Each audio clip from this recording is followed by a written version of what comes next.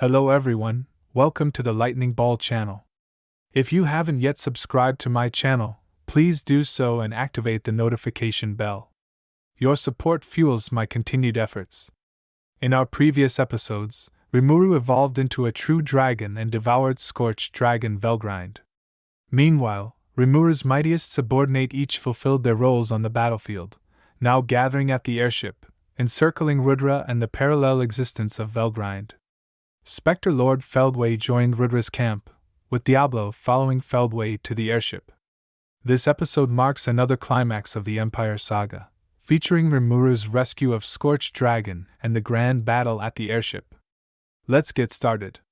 First, let's shift our focus back to Rimuru, who, after devouring Velgrynd into his imaginary space, had arranged a meeting between Storm Dragon Veldora and Scorch Dragon Velgrynd, aiming to clear up the misunderstanding between them. After all, Velgrynd's fury had been sparked by the mistaken belief that Rimuru had killed Veldora. However, Veldora seemed utterly useless in this context. He had firmly claimed he had wished to inform his sister of his safety, but Rimuru had vehemently refused to let him leave the imaginary space. Veldora had suggested that Velgrynd, now sharing his predicament, could surely empathize, pinning all blame on Rimuru. Yes, Veldora had acted like a child who, fearing reprimand, shifted all responsibility onto another. Witnessing this scene, a nameless rage had boiled within Rimuru, and he had decided to clarify the situation himself. At that moment, Ciel revealed that after analyzing Velgrynd, she discovered that Velgrynd was likely under someone's control, probably Rudra's, and inquired whether Rimuru-sama wished to release her from this subjugation. Rimuru found himself deep in thought. The primary goal was to explain the sequence of events to Velgrynd, but if she, like Tatsuya Kondo and Damrata, was under Rudra's domination, it was probable she would refuse to listen to any explanation. In such a case, the only solution was to first release her from the control. However, Rimuru was unsure how to lift such a control, yet Ciel seemed to have a plan, suggesting that it was a perfect opportunity to consume Velgrynd, absorb her power, remove the restriction, and then release her. According to Ciel, Rimuru had now become an entity equal to or even surpassing true dragons. Ciel even suggested that if Rimuru feared Velgrynd causing trouble, he could impose a restriction that prevented her from defying his commands. Rimuru hastily rejected the idea, asserting that such an action would make him no different from Rudra. Ciel, understanding the refusal, commented that this approach was more in line with Rimuru-sama's personality. For some reason, Ciel seemed pleased, and thus the plan was set. Rimuru then prepared to confront Velgrynd. As expected, upon seeing Rimuru, Velgrynd immediately created a ruckus, demanding her release. Rimuru, with a mischievous smile, looked at Velgrynd, creating a scene akin to a beautiful girl threatening a stunning beautiful lady. Then, ignoring Velgrynd's clamor, Rimuru extended his arms and used his skill to envelop her, subsequently consuming Velgrynd, lifting the control, and incidentally establishing a soul corridor. In just an instant, the previously noisy Velgrynd suddenly fell silent. Witnessing a significant change in his sister, Veldora couldn't help but ask Rimuru if he had done something improper to his sister. Faced with Veldora's accusation, Rimuru, filled with indignation yet speechless, retorted that Veldora was acting like a fool, insisting he would never engage in such misconduct. After all, had Veldora managed to clear up the misunderstanding, Rimuru would not have had to intervene. Rimuru felt he might faint from frustration at Veldora's carefree attitude. Rimuru was not the only one who was furious. Velgrynd, raising her voice, immediately silenced the bickering Veldora and Rimuru, who both quickly apologized, bowing their heads. Velgrynd demanded an explanation from Rimuru about what exactly had transpired, as she could clearly hear the voices from her parallel existence on the airship, yet wondered why her voice could not reach there. As she spoke, Velgrynd unconsciously moved closer to Rimuru, her warm breath gently brushing against his face, and her natural scent wafting into his nostrils. Rimuru felt an itch in his heart. Ciel promptly interrupted Rimuru's wandering thoughts, pointing out that now was not the time for such distractions. Velgrind's queries were a clear indication that she had been freed from Rudra's control. Sensing the seriousness in Ciel's tone, Rimuru asked if Ciel was unhappy, to which Ciel coldly replied she was not. Taking a deep breath, Rimuru decided to stop his wild thoughts and listen carefully to Ciel's explanation. Ciel clarified that the situation was quite straightforward. This version of Velgrynd was no longer under Rudra's control. To prevent any information leakage to the other Velgrynds' parallel existence, still dominated by Rudra, Ciel had unilaterally blocked the transfer of information from their side. This was the reason for Velgrynd's anxiety beside Emperor Rudra in the previous episode.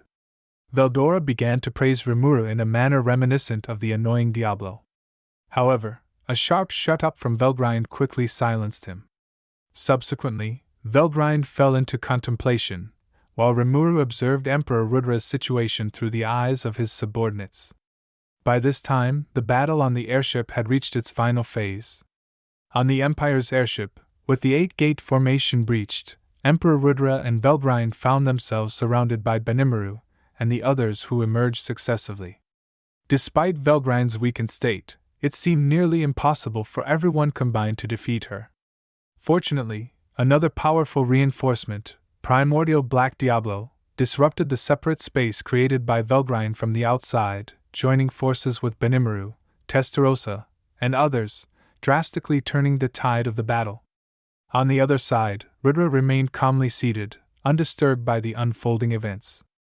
Witnessing this, Primordial Yellow Carrera did not hesitate to fire her golden pistol at Rudra, unleashing a shot infused with Tatsuya Konda's most potent ultimate skill, Judgment Bullet, which once nearly killed Veldora.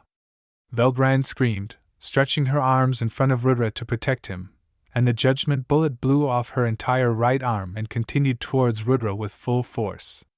After the light dissipated, Rudra was seen sitting unscathed, as if he knew from the start that the Judgment Bullet could not harm him. Rimuru and Veldora, watching the battle, were shocked that Emperor Rudra could nullify such a powerful attack. Even Velgrynd seemed unable to believe it, muttering wide before collapsing to the ground. It was then Velgrynd realized she truly was under Rudra's control.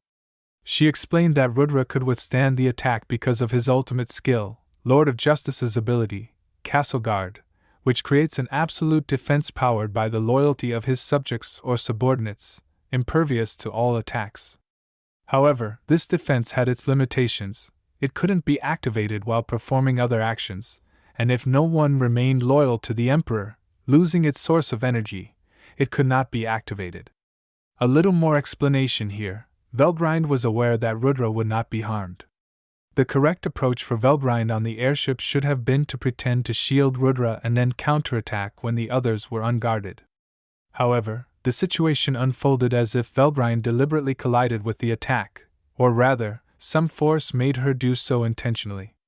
This was further proven by what happened next. Despite losing her right arm, Velgrynd still rushed to Rudra's side, intending to protect him.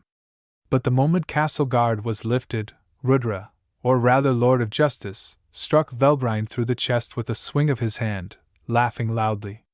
He stated that he would make good use of Velgrynd's power, and she should feel honored to be of use. As he finished speaking, Velgrynd collapsed in agony. The attack used by Rudra, now revealed as Lord of Justice, was Yuki Kagarazaka's skill, Steal Life. This was another ability of Lord of Justice, allowing the free use of skills from those under its control. In our episode 56, we mentioned that Lord of Justice was not an inherent ability of Rudra but belonged to the Star King Dragon Veldonava. Rudra exchanged his Lord of Oath with Veldonava's Lord of Justice and then, following Veldonava's death and the disappearance of Lord of Oath, Rudra was left with Lord of Justice to fulfill their agreement. This pact spanned tens of thousands of years to the present day. Unfortunately, the power of Lord of Justice was too overwhelming. As Rudra's soul strength waned, he could no longer control Lord of Justice and was ultimately consumed by the skill. Rimuru couldn't help but question whether a skill could betray its master. However, he quickly realized something important. It wasn't betrayal because Rudra was never the true master of Lord of Justice. Everything was for the resurrection of the Star King Dragon Veldonava.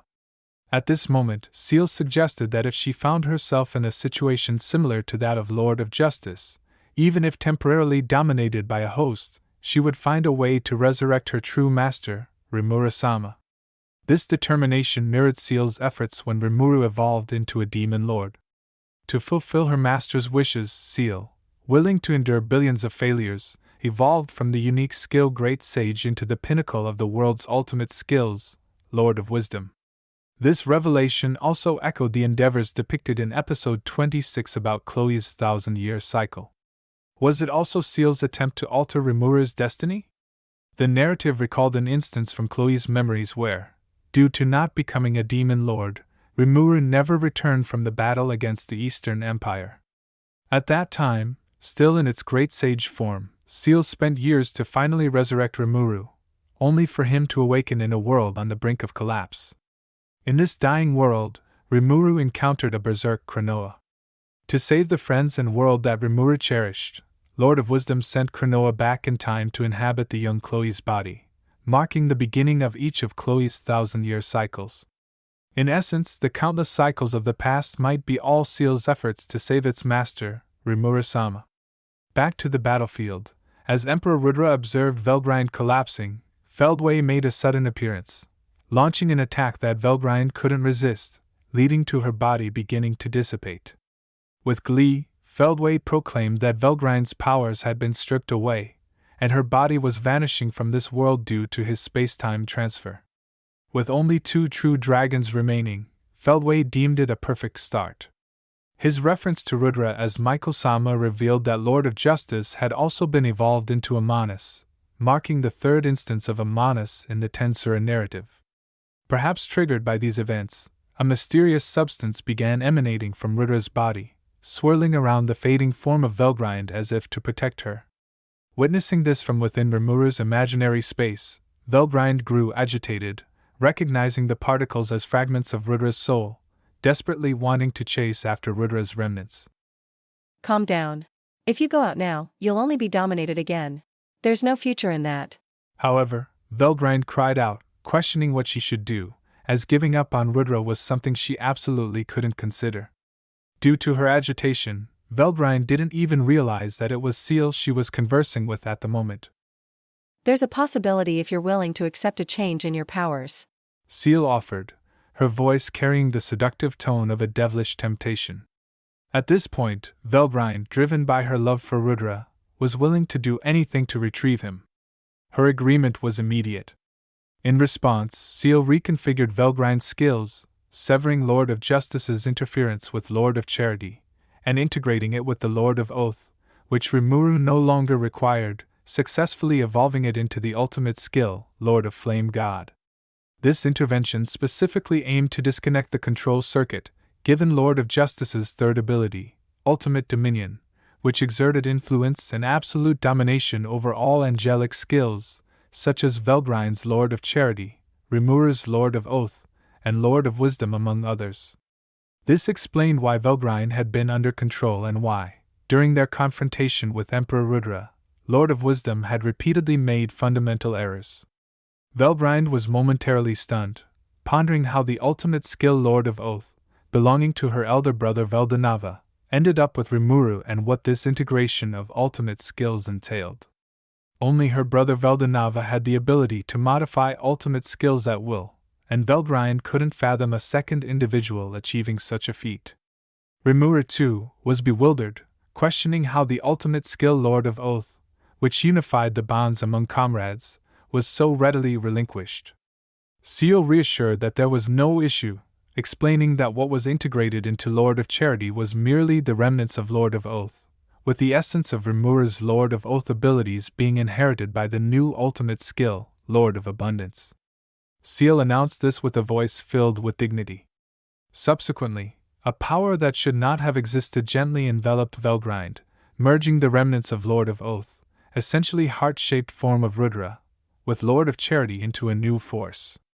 This effectively freed Velgrynd from all constraints, as if Rudra's soul was now intertwined with hers. Velgrynd questioned Rimuru whether this meant she could now pursue Rudra's soul, clearly still enveloped in shock. Rimuru, equally astonished, nevertheless congratulated Miss Velgrynd with encouragement, assuring her of her success. Veldora, inappropriately, cheered his sister on, suggesting his assistance if all else failed. Veldora epitomized the kind who could shamelessly utter awkward remarks out of place. Witnessing her endearingly foolish younger brother, Velgrynd, though resigned, was glad he was safe. With a smile, she once again looked intently at Rimuru, observing his disconcerted demeanor. After expressing her gratitude to Rimuru, Velgrynd activated a transfer magic. She then embarked on a journey to find Rudra, merging with the parallel existence that Feldway had banished through space-time. Let's shift our focus back to the airship. Rimuru's subordinates were fiercely attacking Rudra, or Michael, though their efforts were unable to breach his defenses. Yet, they couldn't stop attacking, since without their assault, the enemy's attack would commence immediately.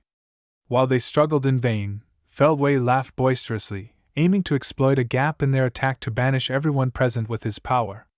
However, he wasn't the only one targeting the gap. To stop Feldway, Rimuru also appeared on the battlefield. Feldway was both surprised and enraged, while Rimuru greeted him with a tone laced with mockery. Michael thought Rimuru would secretly observe and exploit his subordinates' sacrifices to find a way to kill him. Rimuru dismissed Michael's assumptions, stating his intent to settle things with Michael right there and then. Michael, wearing a look of disdain, doubted Rimuru's ability to defeat him. Rimuru declared he knew all of Michael, or rather, Lord of Justice's abilities, including the need for believers to activate Castle Guard. Dispensing with further talk, Rimuru claimed that by turning the Empire to ashes and eliminating all life, Michael would lose his advantage. Although Rimuru had no intention of being so ruthless, he would not hesitate to take such actions if his comrade's safety was weighed on the same scale. Michael acknowledged he might have underestimated Rimuru, suggesting that opposing Rimuru could have been a mistake. Rimuru, in response, asserted that Michael's grand ambitions or missions were irrelevant to him. Rimuru had no interest in Michael's actions unless they troubled him, but it was already too late for neutrality. Michael, appearing contemplative, fell silent. Rimuru vowed to crush anyone daring to harm his comrades, instilling terror in their hearts. Although Rimuru lacked a direct means to break the castle guard, he was confident in Ciel's ability to find a solution, determined to defeat Michael by any means necessary. Michael decided to retreat for the time being, leaving Feldway confused and questioning. Michael explained the timing was not right, and a confrontation at this juncture would satisfy either party. Rimuru did not dispute Michael's reasoning. Michael reflected on how, on the day meant to celebrate his complete revival, he faced an unexpected trial in Rimuru, having previously considered Guy as his most significant obstacle. With those words, Michael and Feldway vanished, not returning to the Empire, and even Rimuru's Eye of God ability failed to track their whereabouts. Rimuru expressed frustration at not knowing their destination. Hearing Rimuru's spontaneous complaint, Benimura laughed, suggesting they follow Rimuru-sama's orders since everyone was safe. It was time for a celebration. The entire group smiled, agreeing that, despite unresolved issues, they should first give thanks for everyone's safety. Velgrynd traveled tirelessly, through yesterday, today, and into tomorrow, in pursuit of Rudra's dissipated soul. She traversed barren lands, timeless voids, and even planets devoid of atmosphere, crossing countless worlds and eras. Velgrynd ceaselessly gathered souls, driven by a single-minded determination to reunite with Rudra, overcoming innumerable obstacles. The fragments of souls in her possession steadily accumulated. Finally, in a city of towering skyscrapers, she found a young boy holding all the other fragments. Joy and resolve filled her. With the pieces she held, Rudra's soul would be complete. But she hesitated, wondering if it was right to alter the boy's destiny so drastically. With her eternal life, Velgrynd could protect the boy until his natural death, as she had collected other fragments across various worlds. However, at that moment, the shining fragments in her hand flew towards the boy of their own accord. The impact caused the boy to vanish from this world, leaving Velgrynd with only the initial fragment. Velgrynd understood that Rudra, too, wished to see her soon. She whispered to the fragment, and eager to catch up to the boy, she once again activated the Lord of Flame God. Alright, that's all for this video. In our next episode, we will begin our review of TenSura Light Novel Volume 16. The battle with the Empire was far from over. As Rimuru confronts Rudra, fierce battles also raged within Ramras's labyrinth. The next episode will feature the story of Spectre Lord Feldway and why did he attack Ramras Labyrinth. If you enjoyed this video, please like, comment, and subscribe. Your support is greatly appreciated. See you in the next one.